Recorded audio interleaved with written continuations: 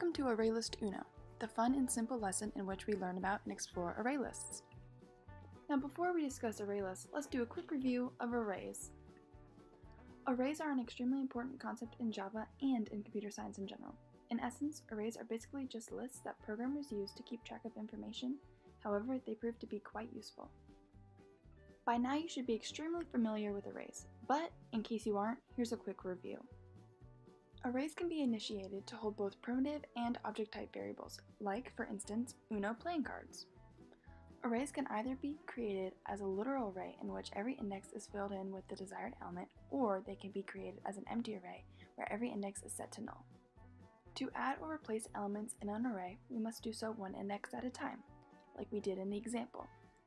The yellow 2 was switched to a green skip. If the goal is to alter every single index in an array, for and while loops are useful tools to help do so. And finally, the length of an array cannot be changed. This is where arrays begin to cause problems for programmers.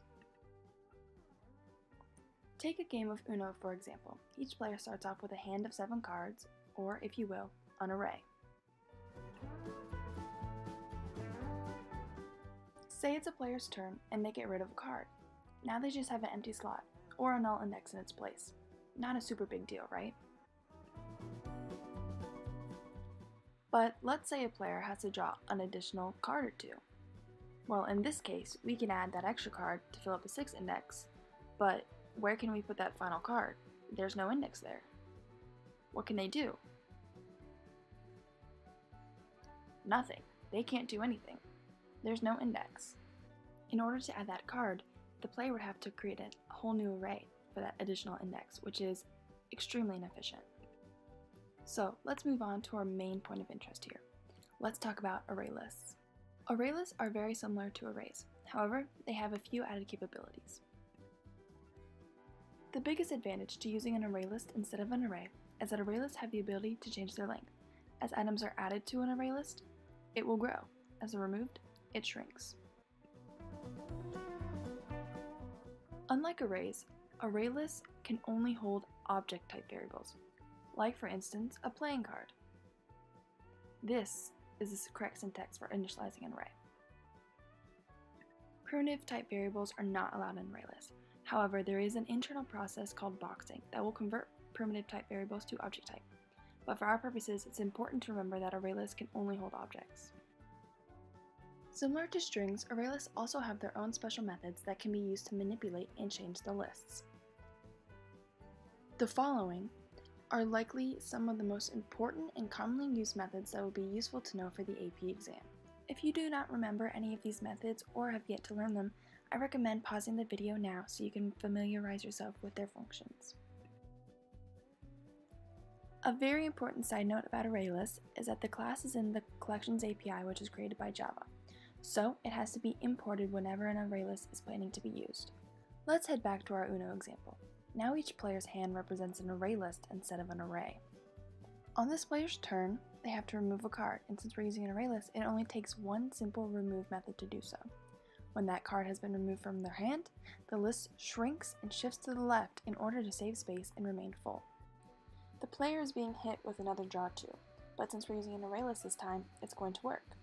All they need to do is use a simple add method, which in this case, the player is adding their new blue 8 to index 4. All this does is shift over the prior index 4 and beyond over to the right 1 index. For their second card, the player is using the single parameter add method, which simply adds the new card to the end of the list. Now that we have a better conceptual understanding of array lists, let's see how they can be used in a coherent piece of code. Using the same example, I have written the code to play a game of UNO. For this, I created 4 classes: a game class, player class, hand class, and a card class. Relatively speaking, most people know how to play UNO, so I'm not going to explain what I have written. However, I really encourage you to pause the lesson and look through each class and see how array lists have been incorporated into the game. And also be sure to keep an eye out for the methods we reviewed earlier in the lesson.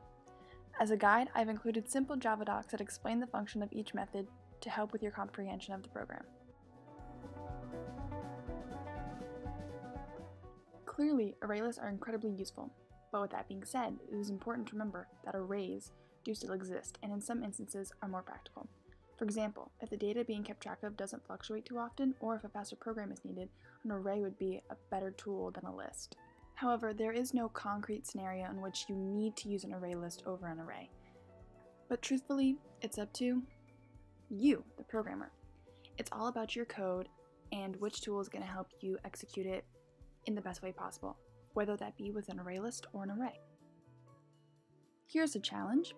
Think about a grocery store class and come up with an example in which it would use an array list to store information and another example of when it should use an array. So let's recap what we've learned.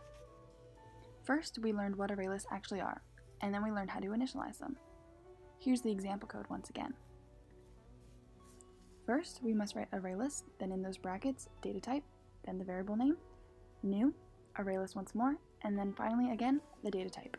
We also discussed that array lists can either be initiated literally or as an empty list. We also reviewed the methods that array lists can call, as well as discussed the advantages they have over arrays. We also looked at both a real-life and coding example of array lists in order to better understand them and tie it all together.